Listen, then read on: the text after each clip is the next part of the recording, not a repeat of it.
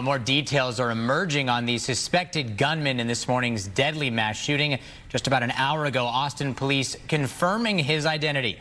We're joined by Fox 7's Marco Bittnell live in the studio with the latest on the suspect. Marco. Well, initially there were very few details on the suspect. The only info that was confirmed was that he was shot and killed by Austin police. But we now know he came to the U.S. over 20 years ago and was calling Pflugerville home.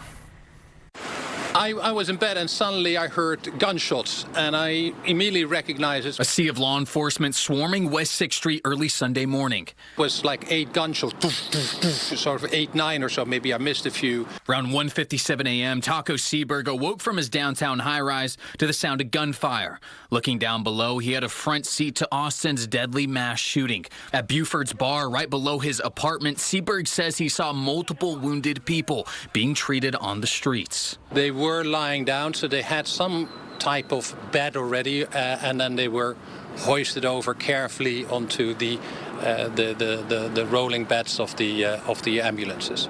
Though he didn't have eyes on the shooter, he had eyes on the heavy police response which followed. There were 30 to 40, if not more, police cars, a lot to the east here, and so they rushed over, and then they held back a lot of the people in the neighboring bars. In a video, a man can be seen opening fire on APD officers responding to the scene before he's shot and killed. That suspect has been identified as Ndiaga Diagne. In a photo, he can be seen holding what appears to be a rifle, wearing a hoodie which said property of Allah. It's reported that he was wearing a T-shirt which displayed the Iranian flag. Diagne was originally from Senegal, but first entered the U.S. in 2000 on a tourist visa. He became a naturalized U.S. citizen in 2013 and has been living in Pflugerville. That's where law enforcement convened on Saturday. It was kind of scary. Bunch of guys with assault rifles and, bomb dogs and drones. A nearby neighbor says it was around 11 a.m. when SWAT units gathered outside the home.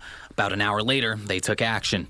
Just after noon or so, they went ahead and breached the house. You could see the SWAT guys approach the house. Once cleared, ATF agents could be seen going in and out of the home, bringing out boxes of what appeared to be evidence.